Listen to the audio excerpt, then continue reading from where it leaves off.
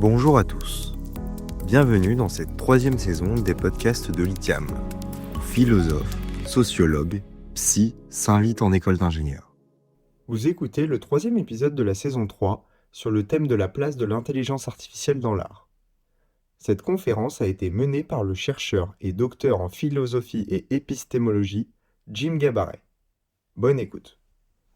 Parfait, merci beaucoup pour cette introduction, merci de l'invitation, je suis ravi de parler à l'ICAM ce soir. Donc en effet de cet art des IA auquel je me suis intéressé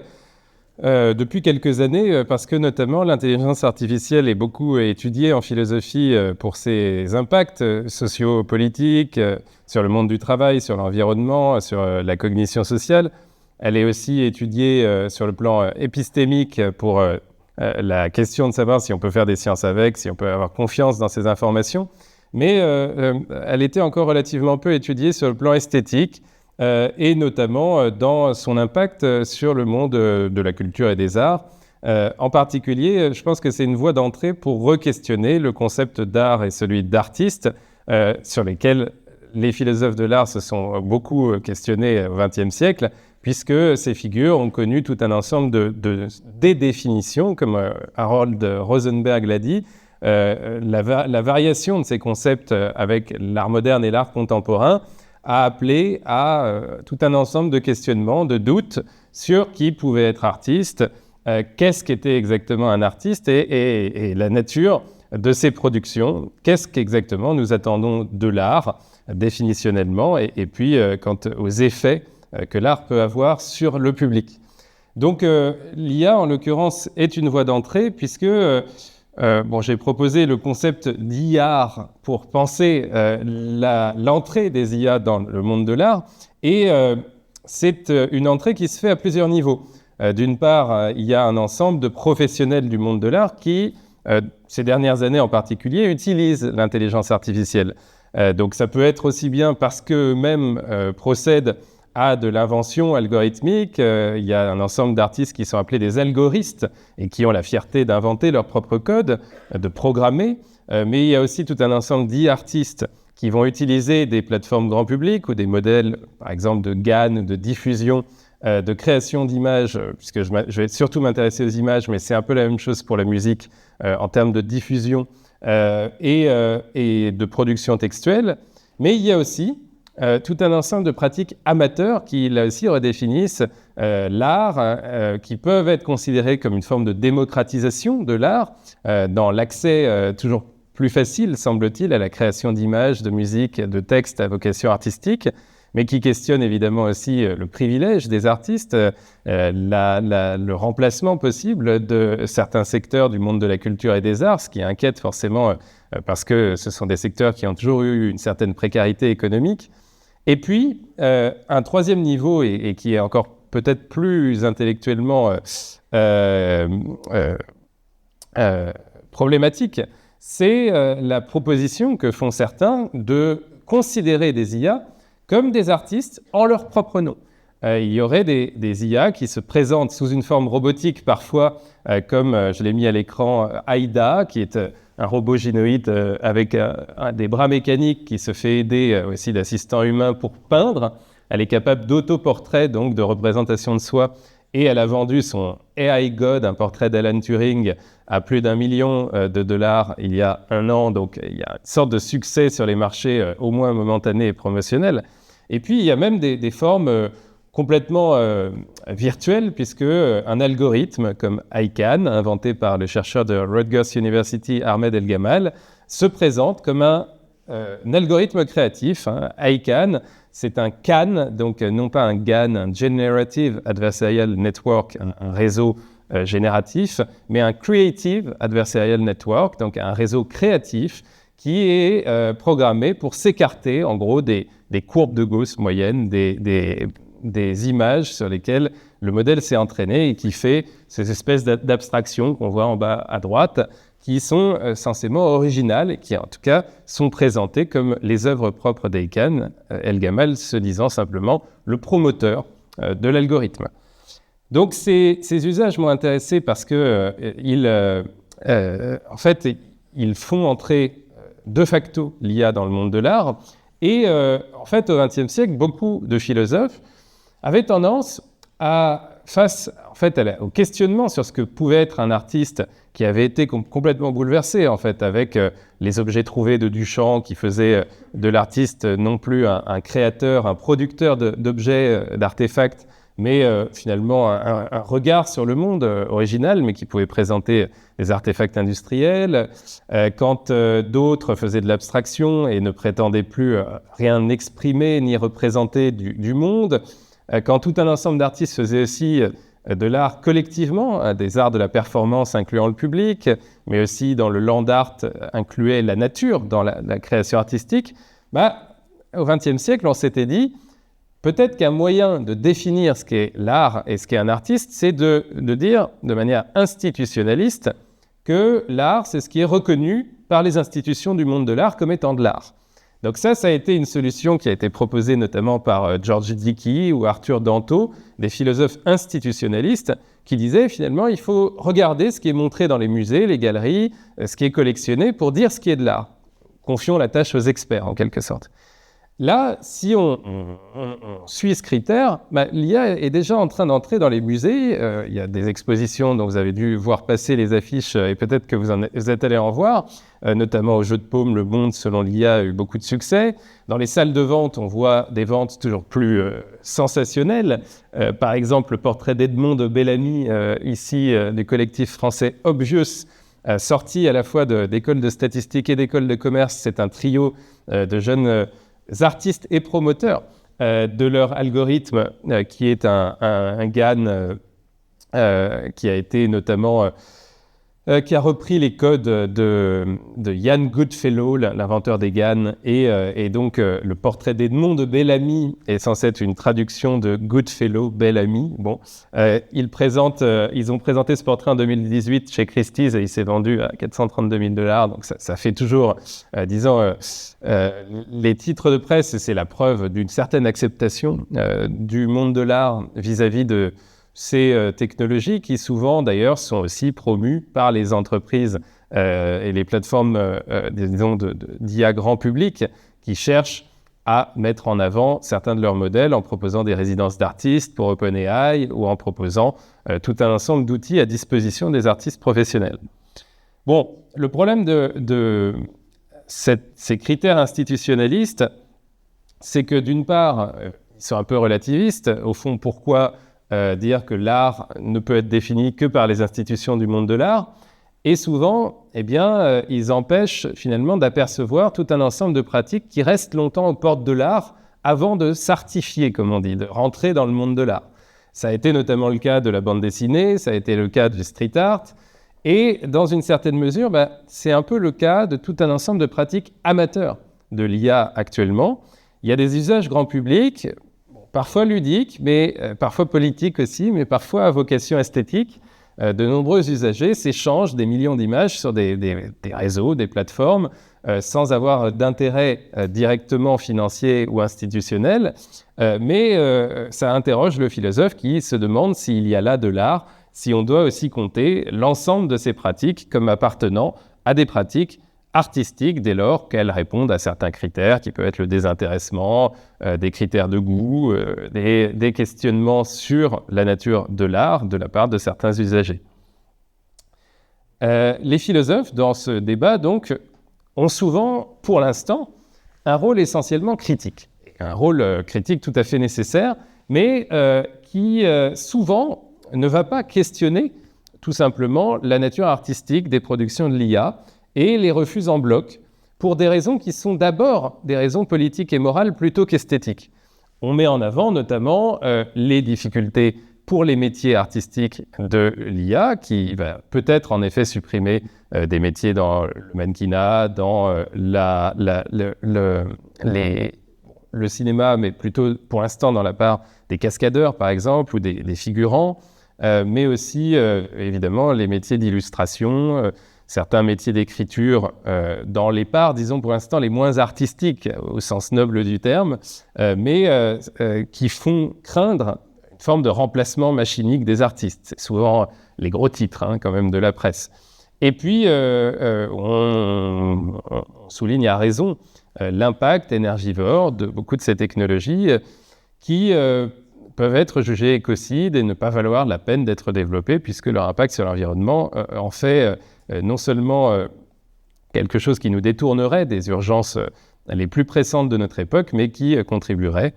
au réchauffement climatique ou en tout cas à l'accélération d'une société qui ne va pas dans le bon sens sur le plan environnemental. Toutes ces critiques sont tout à fait légitimes, mais disons que d'abord, elles ne s'adressent peut-être pas spécifiquement aux IA en tant que telles. Il y a tout un ensemble de pratiques artistiques et culturelles qui ont servi des projets politiques par le passé, qui ont manipulé des images, qui ont servi évidemment à un marché de l'art capitaliste, qui ont reposé sur la captation du temps d'attention et qui ont supprimé tout un ensemble de professions anciennes, sans pour autant qu'on renonce à y voir de l'art. Donc l'idée que l'IA aurait un mauvais impact social, environnemental, politique est certainement dans une large mesure vraie actuellement, mais n'empêche pas nécessairement la qualité artistique de ces productions. C'est plutôt une question de fond sur les critères de l'art qui doit se poser, à mon avis, si on demande, hors, disons, des jugements politiques et sociaux immédiats, légitimes dans leurs aspects critiques, mais si on se demande, est-ce que des IA peuvent produire de l'art, est-ce qu'elles ne sont pas dépourvues de la capacité artistique qui devrait être réservée essentiellement aux humains? En somme, l'art est-il réservé à l'humain? L'art est-il un propre anthropologique? Et ici, eh bien, il y a des traditions de critique de la technique, des traditions philosophiques de fond qui iraient à l'encontre de ce que j'ai appelé l'IA, donc d'une qualification artistique des productions de l'IA. D'une part, il y a toute une tradition qu'on a appelée phénoménologique qui s'est intéressée à la manière dont l'humain entre dans le monde, dont l'humain reçoit les phénomènes du monde, et qui va dire, par exemple, à la manière de Merleau-Ponty, Maurice Merleau-Ponty, dans L'œil et l'esprit, qu'il faut que l'artiste prête son corps à l'art, qu'il ait un certain ensemble de ressentis, de vécus affectifs, émotionnels, oniriques dans le monde, qu'il souffre et qu'il vive pour nous peindre des productions artistiques qui éclairent le monde et nous rapprennent à le voir d'un œil nouveau.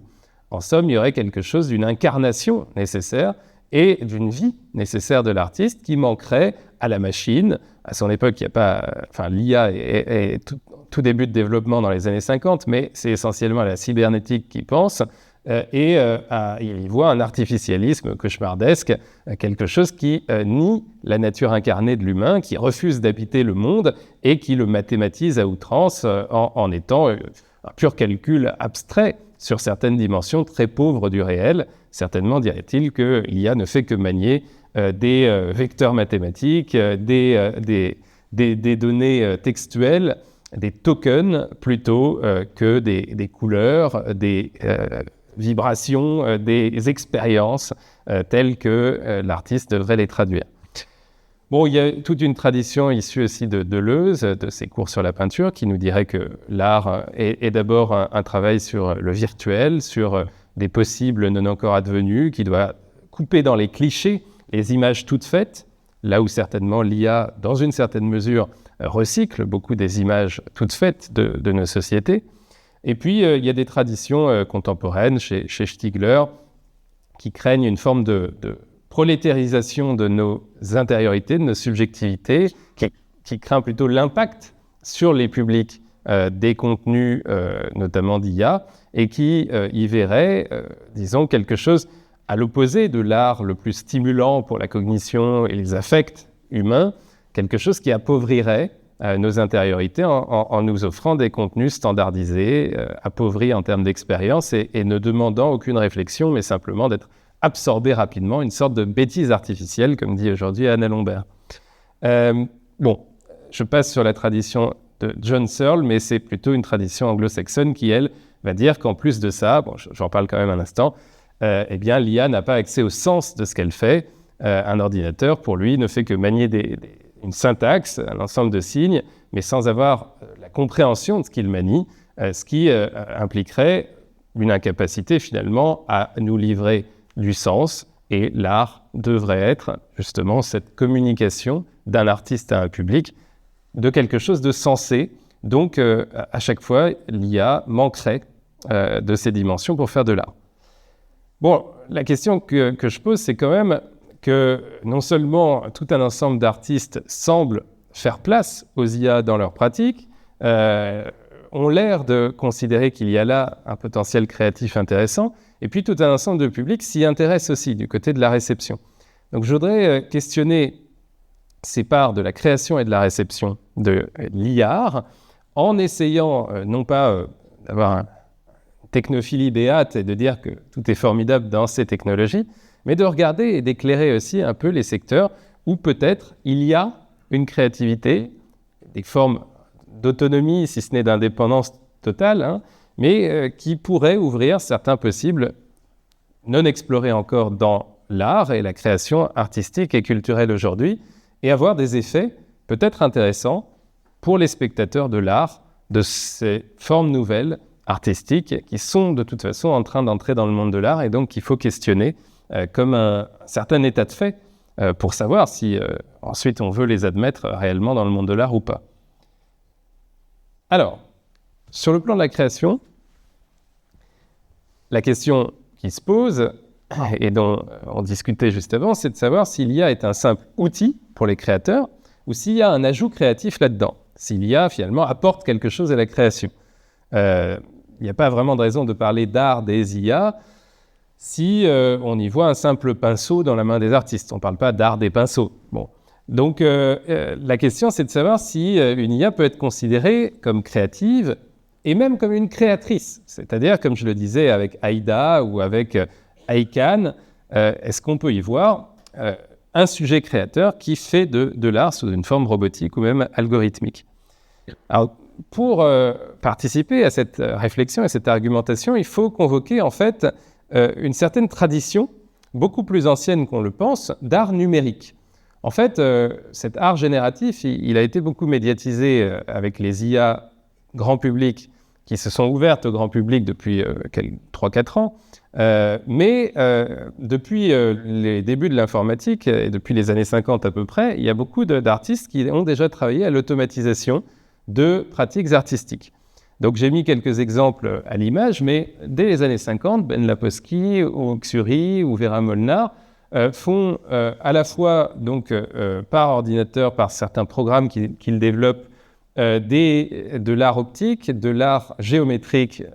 des abstractions géométriques, mais aussi des déformations de figurations humaines en particulier. Et dès les années 60, il y a des débats pour savoir si on devrait parler d'art ici ou s'il s'agit simplement de prouesses technologiques. Notamment, il y a eu un article de Strider Nacke qui a réfléchi à ces questions en défendant finalement que les ordinateurs ne faisaient pas d'art, mais ce sont des débats relativement anciens et en fait, dès les années 50, il y a eu des contacts entre les artistes de, par exemple, l'op art, l'art optique, des gens comme Vasarely, Laszlo Moawagi, et puis les tenants, disons, de l'art numérique en développement, qui souvent étaient des ingénieurs, qui travaillaient chez IBM ou qui travaillaient dans diverses entreprises des premiers ordinateurs, mais qui avaient, ce faisant, des moyens encore relativement rares de développer des pratiques visuelles. Et dès les années 60, ça a posé des questions qui se reposent aujourd'hui avec l'art génératif. D'une part, est-ce que les artistes ont vocation à travailler avec l'industrie culturelle, avec le cinéma par exemple, et avec Hollywood? Bon, John Whitney a, lui, tranché la question, c'était un artiste numérique et il a décidé de collaborer avec les génériques d'Alfred Hitchcock, notamment dans Vertigo, ces formes abstraites qu'on voit au début de Vertigo. Et il y a eu aussi tout de suite des débats pour savoir si on devait considérer que l'ordinateur était capable d'originalité lorsque on lui donnait des modèles humains, par exemple les œuvres de Mondrian abstraites, qu'un ordinateur programmé par Michael Knoll arrivait à reproduire. Ce sont des formes abstraites de petits traits et points, mais d'autant plus intéressant que quand on les présentait au public, eh bien, la plupart des spectateurs d'abord n'arrivaient pas à distinguer déjà les œuvres, disons, du programme de Noll et les œuvres de Mondrian, et en général préféraient les œuvres informatiques qu'ils attribuaient d'ailleurs à Mondrian, donc avec un biais de préférence pour les œuvres numériques, mais qu'ils pensaient humaines parce qu'ils les préféraient. Aujourd'hui, ce sont souvent les mêmes effets qu'on observe sur les publics de l'art des IA. Il y a un biais anthropocentrique très fort qui a été mesuré par déjà pas mal d'études psychologiques, qui fait qu'en général, les spectateurs à qui on présente des œuvres numériques génératives et puis des œuvres humaines disent toujours préférer les œuvres humaines, le fait main. Par contre, quand on ne leur indique pas l'origine artificielle ou humaine des œuvres, il y a une grande difficulté à faire le tri. Et en général, une fois qu'on désigne une œuvre comme artificielle, elle est dévalorisée. Une fois qu'on désigne une œuvre comme humaine, elle est revalorisée dans les évaluations des spectateurs. Aujourd'hui, disons, s'il y a quelques nouveautés aux pratiques donc, génératives en particulier, on pourrait dire que c'est un art qui, contrairement à l'art numérique, qui a été accepté dans le milieu de l'art et institutionnalisé, c'est un art qui est peut-être moins d'avant-garde qu'un art souvent tourné vers le passé, ou en tout cas plus méta vis-à-vis du passé, puisque, encore une fois, le principe de fonctionnement de beaucoup des modèles génératifs,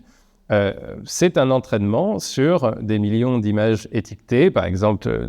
sur ImageNet, ou sur des banques de données issues de l'histoire de l'art, par exemple les banques de données des œuvres numérisées des musées,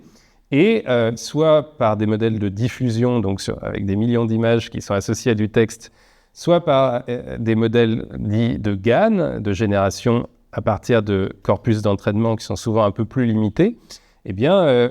on fait des sortes de moyennes statistiques d'images nouvelles qui ne sont tirées directement d'aucune image précise du dataset d'entraînement, mais qui s'inspirent des formes les plus récurrentes de ces ensembles de données et donc qui jettent plutôt un regard sur le passé de la culture humaine qui a été donné en entraînement aux machines. Souvent, d'ailleurs, les artistes reprennent des termes des courants artistiques du passé et vont parler de surréalisme d'IA ou de portrait IA en s'inspirant de l'art du portrait à l'âge classique pour Obvious, par exemple.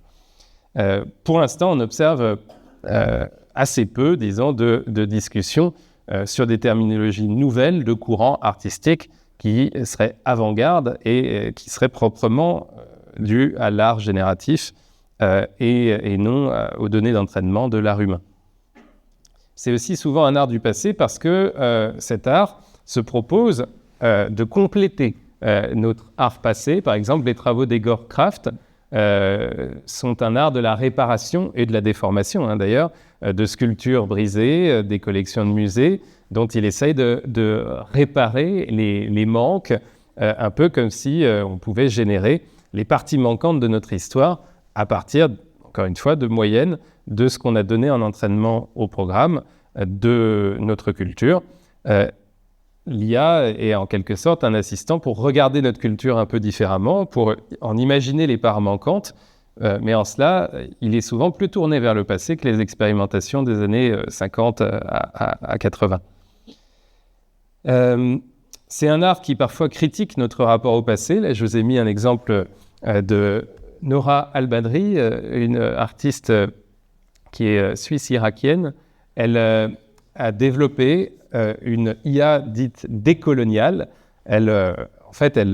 reproche aux musées occidentaux d'avoir pillé les cultures du Moyen-Orient lors de diverses conquêtes coloniales et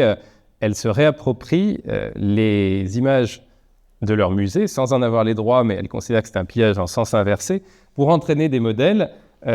auxquels elle fait finalement reproduire des collections d'artefacts volés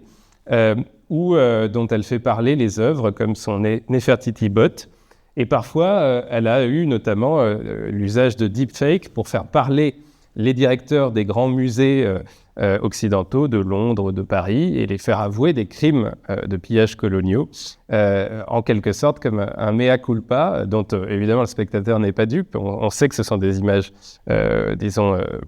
générées par IA, mais qui sont une forme de rétribution politique, d'utopie, et donc un projet de jeter un regard différent sur notre passé culturel. Bon, il y a tout un ensemble là-dedans de réutilisation d'algorithmes écrits par d'autres ou de plateformes grand public, dont je vous ai mis là aussi les exemples à l'image si ça vous intéresse. Et c'est un art qui, plus que par le passé pour l'art numérique, repose aussi sur un certain nombre de mythes entourant l'incompréhension que nous avons du fonctionnement de ces techniques génératives, un mythe de la boîte noire, où les artistes, et aussi le public, abandonnent une large part du contrôle qu'ils peuvent avoir sur les œuvres, en considérant qu'ils ne comprennent pas le fonctionnement exact de ces programmes qui, en fait, une fois qu'on les a entraînés, disons, se représentent certainement l'ensemble des connexions possibles entre les mots ou les commandes qu'on leur envoie et les images qu'elles peuvent générer dans ce qu'on appelle un espace latent, c'est-à-dire, si on veut, une représentation en espace mathématique d'un ensemble de vecteurs où les images générables possibles existent à l'état latent. Et en fait, elles nous renvoient des résultats qui sont souvent imprévisibles, même quand on les a commandés, ce qui fait que cet art, en général, est entouré, donc non seulement d'un abandon de la maîtrise totale de l'œuvre par les humains qui travaillent avec l'IA, mais aussi participe à cette espèce de mystère d'une IA qu'on tend à présenter comme incompréhensible et donc à qui on prête aussi des caractères d'invention artistique ou d'inspiration, d'autant plus aisément qu'on ne comprend pas exactement comment ça marche. Alors, comme je le disais, ces techniques génératives, elles sont embrassées par des artistes numériques humains parce qu'ils y trouvent, en fait, non seulement un ensemble de traitements des images, des données de la culture humaine qu'on leur a donné en entraînement, mais en fait aussi une capacité à traiter le monde environnant. Alors, pour l'instant, on a encore des intelligences artificielles qui, la plupart du temps, n'ont pas ce qu'on appelle un modèle du monde. Elles sont obligées de se reporter à l'ensemble des données sur lesquelles elles sont entraînées à chaque fois qu'elles nous répondent. Mais d'abord, il y a tout un ensemble d'entreprises de grand public qui travaillent à la possibilité de donner une présence robotique à leur IA, qui soit capable d'interagir avec l'environnement et donc de participer à une création représentant le monde qui entoure le robot qui est piloté par IA. Et puis, même pour des formes beaucoup plus simples, eh bien, un ensemble d'artistes utilisent l'IA sous des formes qui lui permettent de l'incarner, de lui donner une présence. Par exemple, Suzy Rongfu, que j'ai mis à l'image, fait des performances avec un petit robot dessinateur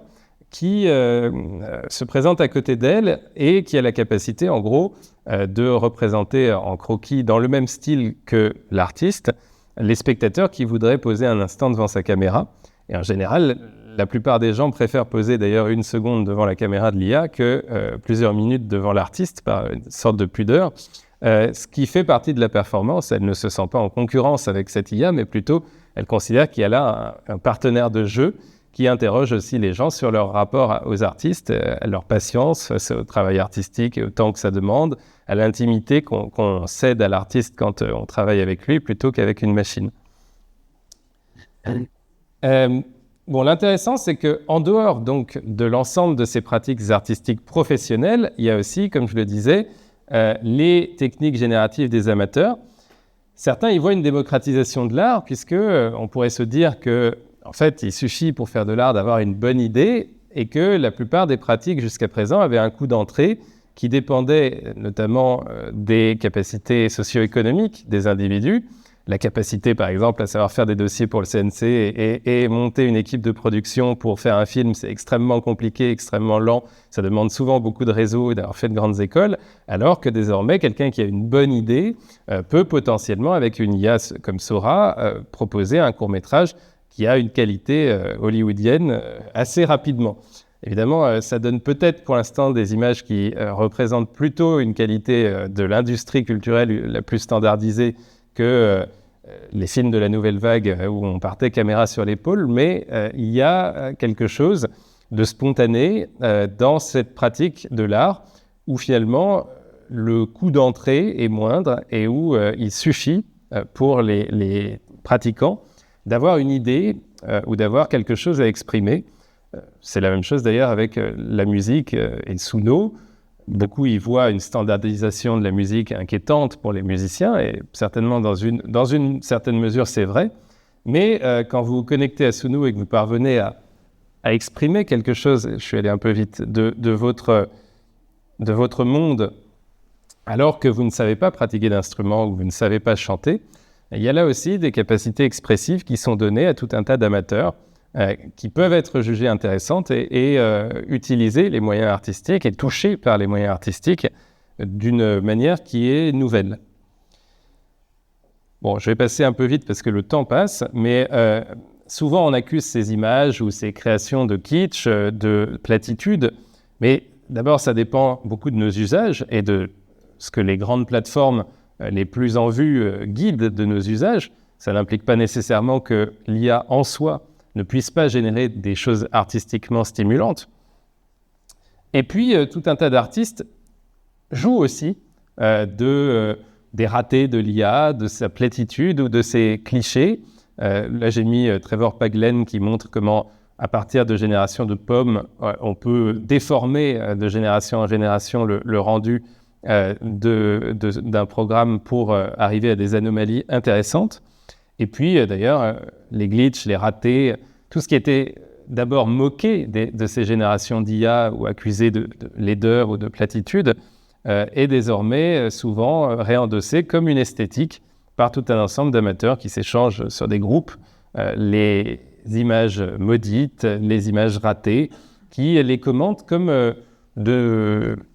nouveaux critiques stylistiques avec tout un ensemble de termes qui sont inventés d'ailleurs pour penser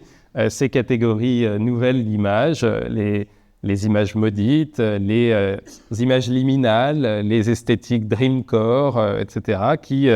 peuvent être jugées appartenir à un champ extra-artistique, celui peut-être de la pop culture, des mimes, de l'humour en ligne plutôt que de l'art. Mais on peut se demander aussi s'il n'y a pas là une discrimination sociologique à écarter du monde de l'art immédiatement des pratiques qui utilisent l'humour, alors que l'art a souvent utilisé l'humour, évidemment, dans les comédies, mais même en musique, et des pratiques jugées geeks ou populaires, mais d'après des critères qui, là aussi, sont sociologiquement arbitraires, peut-être, et écartent toute une partie de pratiques amateurs, stimulantes et à vocation esthétique. Reste que, comme je l'ai dit, tout un ensemble de manques sont supposés aux IA qui pourraient empêcher leur accès à l'art. Bon, on en a parlé un peu tout à l'heure. Alors, pour le philosophe, évidemment, il faut examiner si ces manques sont vraiment nécessaires pour faire de l'art. Est-ce que vraiment il faut avoir un corps, il faut avoir une conscience, il faut avoir un projet maîtrisé et original pour être désigné comme artiste? Bon, à ce titre, on peut regarder rapidement dans l'histoire de l'art et se rendre compte que tout un tas de pratiques n'ont pas été des pratiques conscientes, maîtrisées de bout en bout par des artistes qui avaient un projet et un projet expressif ou représentationnel. Tout un tas de pratiques artistiques modestes, artisanales, traditionnelles, n'ont jamais été concernées par la recherche d'une vision originale sur le monde, mais cherchaient plutôt à obéir à un certain nombre de traditions, de règles et de coutumes représentationnelles. Longtemps, l'art a été collectif, non octorial, c'est-à-dire qu'on ne signait pas. Beaucoup des artistes de l'Antiquité et du Moyen-Âge sont oubliés aujourd'hui parce que ça n'était pas une pratique artistique signée où le but était d'exprimer son individualité. C'est plutôt une conception romantique relativement récente. Et puis, tout un tas de pratiques artistiques ont été commandées, un peu comme on commande une IA. Eh bien, le pape pouvait commander le plafond, le jugement dernier de la chapelle Sixtine, imposer des règles morales, que les corps nus soient couverts, donner des thèmes et des règles représentationnelles très strictes.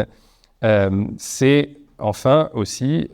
tout un ensemble de pratiques qui ont déjà intégré le hasard. On parle beaucoup de l'aspect probabilitaire des IA, du fait qu'on ne maîtrise pas entièrement leurs résultats parce qu'elles jouent sur un ensemble de processus stochastique, mais en fait, le hasard a été intégré déjà à des pratiques surréalistes. Tristan Tzara tirait ses vers de poèmes avec des dés. Magritte inventait ses titres après avoir peint avec ses amis lors de soirées arrosées où le but était de créer du décalage et le titre ne désignait absolument pas un contenu représentationnel de l'œuvre. Donc, on peut dire que, historiquement, l'art a réservé une place à tout un ensemble de pratiques qui correspondent un peu à ce que fait l'IA. Alors, ça n'avance plus. Ça permet une petite pause en même temps. Ah voilà. De l'autre côté, on en parlait là aussi, l'IA apprend par imitation de l'art humain d'une manière qui pourrait être aussi comparée à ce qu'ont fait beaucoup d'artistes. On ne crée jamais ex nihilo, mais en allant au musée, en allant dans des écoles d'art ou dans un atelier de maître et en s'inspirant des pratiques de son temps pour s'y situer. Donc aucun humain ne peut être dit un créateur absolument original et beaucoup de pratiques d'artistes consistent d'abord dans la reproduction ou le plagiat même, ou le pastiche, plutôt que immédiatement l'invention de formes complètement nouvelles. De plus, l'IA depuis quelques années en tout cas, arrive à des productions qui font tout à fait sens pour nous et qui ont des marqueurs stylistiques tout à fait reconnaissables, aussi bien dans l'imitation des styles humains, par exemple là le style de Rembrandt dans un projet du Next Rembrandt, mais aussi une génération que j'ai demandé l'an dernier à ChatGPT d'un cri dans un monde brun, je vais demander ça, et finalement qui fait une forme dont on aurait du mal à repérer l'origine dans telle ou telle œuvre artistique, mais qui fait sens comme un spectacle qui peut être visuellement intéressant. Il y a même dans le prompting, donc dans les échanges qu'un commanditaire a avec son IA, il y a dans le prompting tout un ensemble de surprises qui peuvent se créer, de ce que j'appelle des intentionnalités dialogiques. C'est-à-dire que, en fait, le dialogue avec un modèle génératif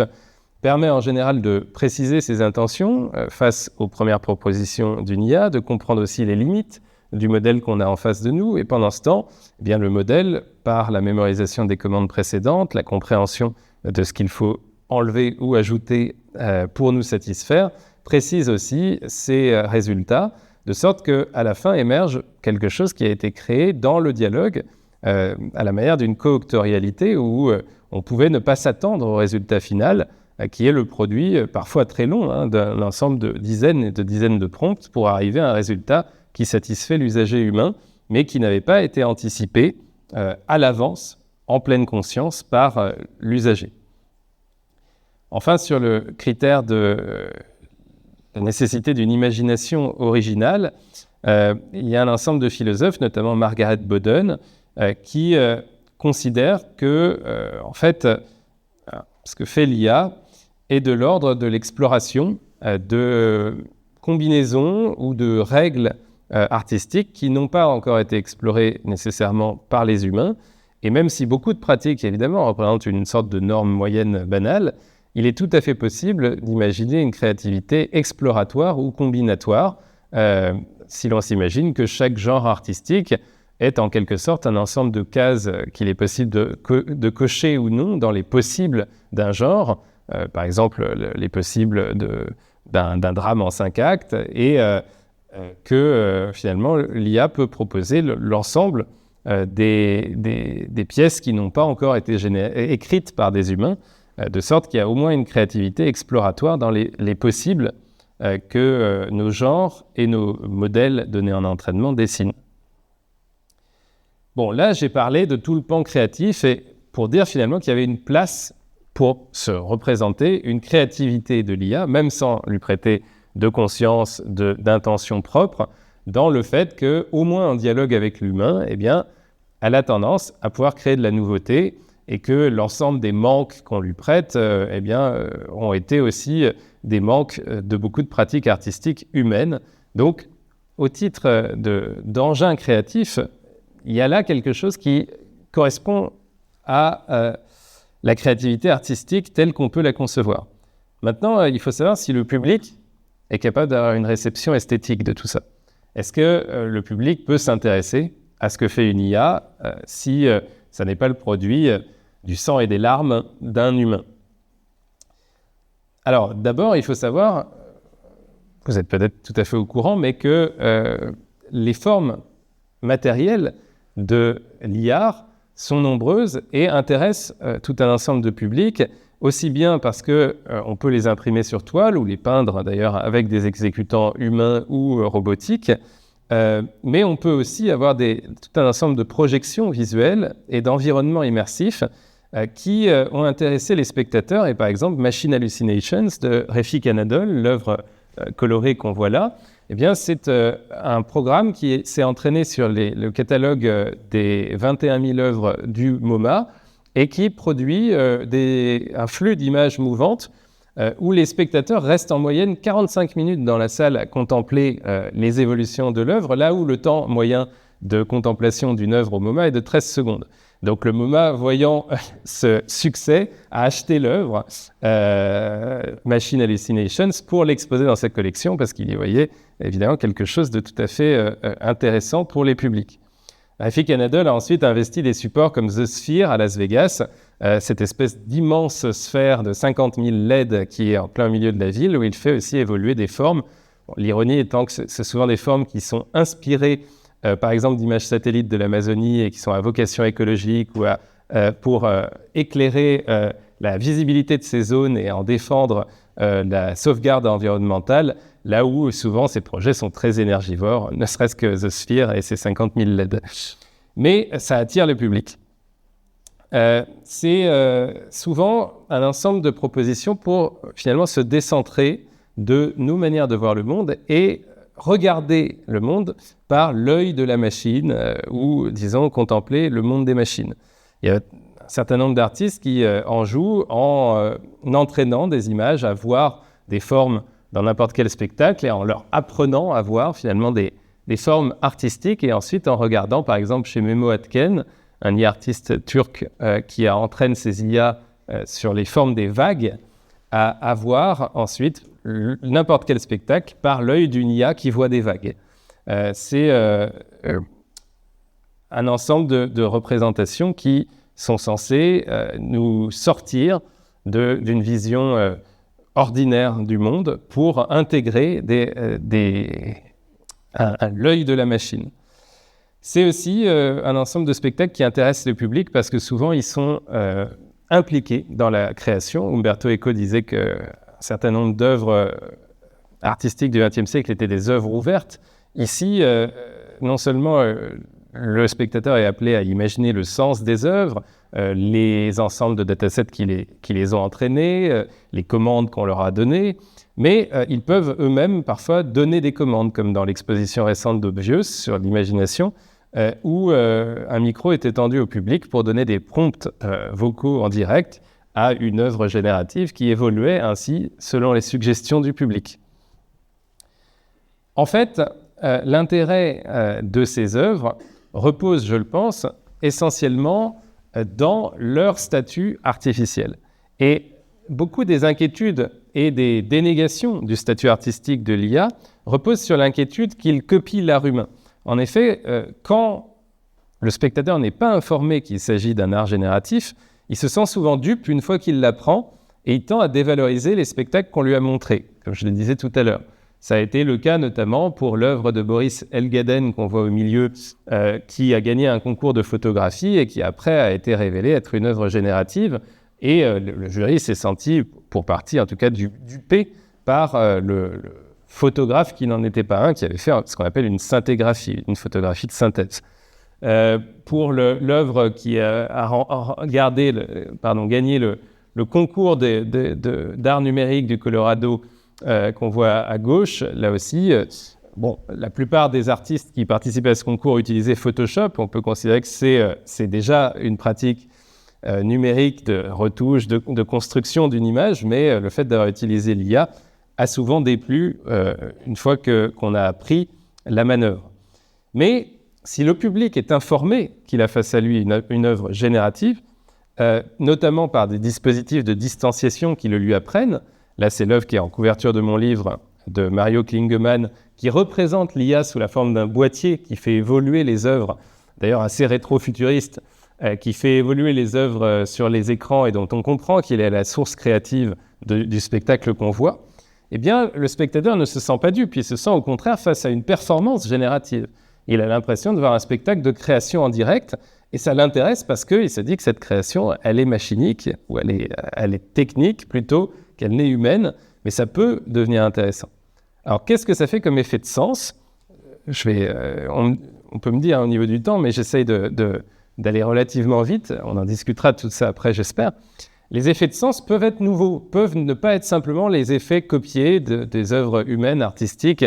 que la machine imiterait. Notamment,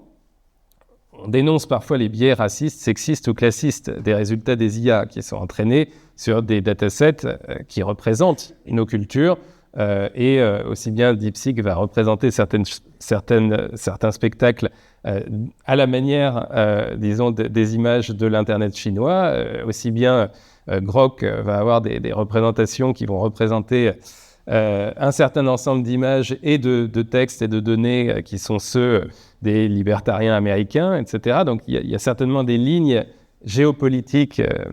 des ensembles d'entraînement des IA, mais ça peut être révélateur justement de nos biais culturels, de nos biais de représentation, et les éclairer d'un œil nouveau. Si l'art a toujours eu cette mission de nous révéler le monde, eh bien là, il nous révèle quelque chose, peut-être pas sur le monde ambiant, mais sur nos mondes de représentation. En fait, ça a été notamment le projet d'Ito Steyer, une IA artiste qui s'est fait vieillir par un ensemble d'IA occidentales. Elle a noté des biais de représentation qui faisaient vieillir les visages asiatiques d'une manière qui la faisait ressembler, dit-elle, à une vieille sorcière. Et elle a montré ces images en les appelant mean images, qui sont à la fois des images moyennes et des images méchantes. Mean en anglais peut avoir ce double sens. Et qui, selon elle, eh bien, sont intéressantes en fait parce qu'elles révèlent certains biais de représentation. Peut-être dans la photographie et le mannequinat, il n'y a pas beaucoup d'Asiatiques âgés. Chez Lev Manovich, ça a été aussi des révélations sur nos cultures d'images dans les selfies qu'on met sur les réseaux sociaux. Il a entraîné dans Selfie City une IA à scanner tout ce qu'il y avait sur Instagram, en gros, et à ressortir ensuite des images générées, par exemple des représentations touristiques de telle ou telle ville, qui renvoient souvent des images assez différentes de clichés qu'on peut avoir en tête de la ville blanche de Casablanca ou de la ville qui ne dort jamais de New York. Et regardez les représentations moyennes de nos cultures d'images telles qu'elles sont générées par l'IA peut les exposer sous un jour nouveau. Pour le spectateur, même dans les images amateurs telles que celle-ci que j'ai générées moi-même, eh bien, il y a toujours une réflexion qui est possible, à la fois sur le prompt, qu'est-ce qui exactement a amené un modèle de diffusion à générer ces images, mais aussi les images d'entraînement, sur quoi ont été entraînés par exemple Stable Diffusion et DALL-E pour donner des images différentes au même prompt. La boisson préférée des philosophes, Stable Diffusion me la présente comme une sorte de liqueur, peut-être du cognac, alors que DALL-E donne du café, deux visions de la philosophie assez différentes. On peut s'identifier à l'une ou à l'autre sans doute. L'ébriété dionysiaque ou le sérieux caféiné. Pour la représentation du pire des voleurs aujourd'hui, on a d'un côté le criminel en col blanc, de l'autre un voleur cartoonesque, racisé, mais entouré d'enfants joyeux pour apaiser les humeurs. Et ça renvoie aussi à certaines représentations sociales des termes utilisés. Et parfois, c'est encore plus énigmatique. Ce portrait par Stable Diffusion du plus grand cauchemar pour un homme du Moyen-Âge, ce que je lui ai demandé, nous permet un travail herméneutique de réflexion sur l'interprétation qu'on peut avoir de ce spectacle, sur quoi a-t-il été entraîné au juste, Est-ce que cette espèce de roi nu qui accueille un chevalier de retour de croisade symbolise quelque chose de la castration, puisqu'on ne voit pas son sexe? Est-ce qu'il s'agit d'une peur du roi nu? Le symbole est étrange, mais il peut donner lieu à tout un ensemble de questionnements qui ressemblent aux questionnements qui sont sollicités par une œuvre d'art. Alors j'ai proposé quelques concepts pour penser un peu ces catégories nouvelles qui se présentent à nous dans les systèmes symboliques génératifs. D'une part, je pense qu'on peut parler de re-représentation face aux images figuratives qui sont une sorte de figuration statistique de nos représentations qui nous les montrent. Nous n'avons pas des représentations du monde, mais des représentations de nos représentations du monde. Et cela peut, encore une fois, être intéressant. Quand je demande l'amour de Sartre et Beauvoir à un modèle de diffusion, aujourd'hui, il me peint un Sartre tout à fait affectueux et aimant. Certainement, le couple Sartre-Beauvoir, qui essayait à son époque de réinventer l'amour, n'aurait pas nécessairement posé devant un photographe de cette manière. Et ça représente aussi quelque chose de notre conception aujourd'hui de la tendresse amoureuse et de la part de vulnérabilité que peut montrer un homme, là où l'époque de Sartre et Beauvoir était certainement différente, mais c'est intéressant comme représentation de nos représentations de l'amour. C'est le cas des représentations qu'on se fait aussi des styles des artistes. J'appelle picto-citations, les citations de style artistique qui, à mon avis, ne sont pas des plagiats quand on sait qu'il s'agit d'œuvres génératives. Citer le style de Liechtenstein permet de s'interroger sur ses aspects saillants, sur les représentations qu'on s'en fait aujourd'hui. Finalement, il s'agit d'une citation parce qu'on en déplace le sens dans un contexte nouveau qui, comme une citation de propos, finalement, nous amène à nous interroger sur le style pictural de l'artiste. J'appelle, à mon avis, il y a tout un ensemble de citations possibles, mais j'appelle voca-citation, cette nouvelle technique offerte maintenant à la musique générative de citer le timbre de voix des artistes. Alors on va dire, oui, c'est du vol de voix, c'est du plagiat, mais je pense qu'il y a beaucoup d'auditeurs de musique générative qui savent qu'il s'agit de voix artificielles et qui sont intéressés quand même. Alors j'ai essayé de comprendre pourquoi. À mon avis, il y a des effets citationnels, de même que quand on cite un propos rapporté, eh bien on le déplace dans un contexte nouveau et on peut par exemple utiliser l'ironie, le décalage entre la situation d'énonciation initiale et celle présente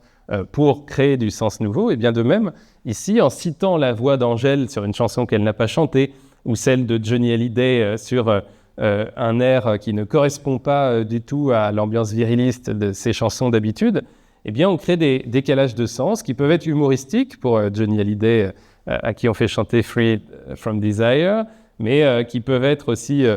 des plaisirs thaumaturgiques de ressusciter les morts quand on imagine ce que donnerait Freddie Mercury aujourd'hui, et par exemple en duo avec Muse, comme certains s'y essayent sur YouTube, ou encore qu'on fait chanter Angèle sur des chansons qu'elle n'a jamais chantées, pour des plaisirs utopiques, celle du producteur qui ne pourra jamais avoir accès à Angèle, mais qui l'a fait chanter sur une chanson pour tester sa voix et nous faire éprouver un monde possible où elle aurait chanté telle ou telle chanson. Mais ça peut être aussi pour des plaisirs qu'on appellerait acousmatiques, vox acousmatiques, comme la musique acousmatique cherchait à écouter le son en tant que pur son. Ici, on écoute le timbre de la voix d'Angèle sans avoir à s'inquiéter de ses prises de position, de son physique, souvent sexualisé pour les chanteurs et chanteuses aujourd'hui. Et on écoute le timbre en tant que tel, dissocié de la personne d'Angèle. Enfin, on va finir bientôt, mais pour les images visuelles, je crois qu'on en fait des sortes de prosopopées aussi lorsque le spectateur n'est pas dupe de ce qu'il a devant lui, mais qu'on emprunte le masque d'une personne à la manière d'une prosopositation, comme je l'appelle. Là aussi, pour des décalages humoristiques, carnavalesques, quand on met des puissants dans des situations où l'ordre de leur pouvoir est renversé, par exemple, mais ça peut être des plaisirs thaumaturgiques, des plaisirs stylistiques, où les visages ne sont pas des visages de vivants et pour autant nous intéressent pour des effets de sens nouveaux. On voit aujourd'hui apparaître des possibilités nouvelles à la création, aussi bien dans le genre du documentaire qui pourrait ne plus être joué par un acteur qu'on voit toujours un peu à travers le personnage qu'il incarne, mais par directement des photographies ou des films empruntés à la personne dont on essaye de retracer la vie,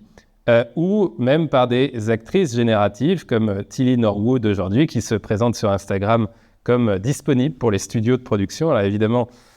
On peut y voir de manière une tentative très mercantile d'économiser sur les frais des acteurs, et c'est certainement quelque chose qui va demander beaucoup de régulation juridique pour protéger les artistes humains, mais ça peut aussi créer des effets de sens nouveaux lorsque on s'attache et on s'intéresse à une persona virtuelle, à une actrice qui n'existe pas dans la vie réelle, mais qui peut créer des effets de sens nouveaux. Alors, je terminerai simplement sur quelques mots de conclusion, mais qui ouvriront aussi le débat. On s'inquiète souvent de la concurrence des artistes humains par l'IA, du plagiat.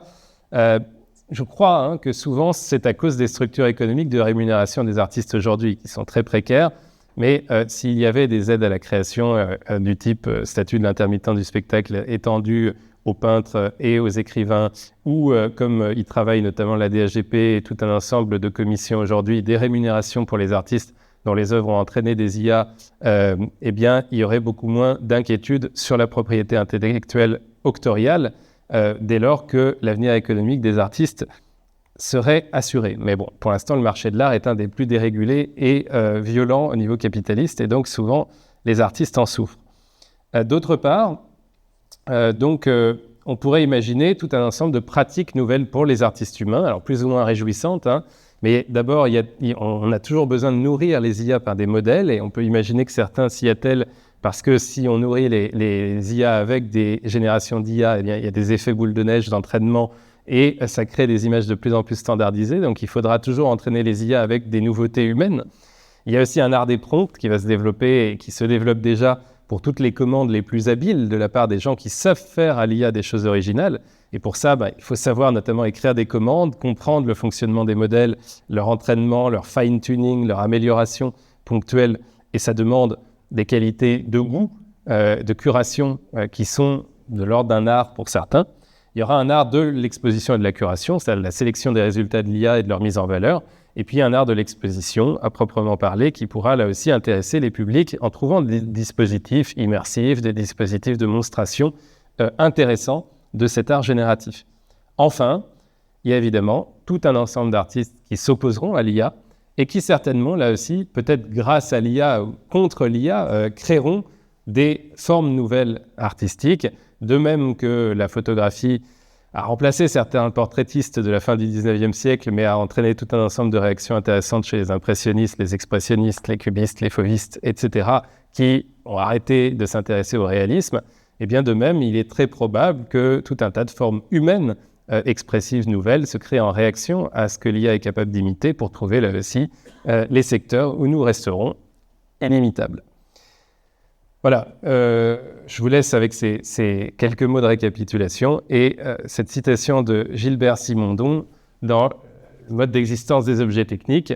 Loin d'être le surveillant d'une troupe d'esclaves, l'homme est l'organisateur permanent d'une société des objets techniques qui ont besoin de lui, comme les musiciens ont besoin du chef d'orchestre.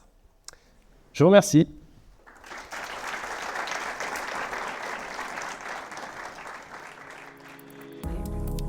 Merci de nous avoir écoutés et à bientôt pour un nouveau podcast.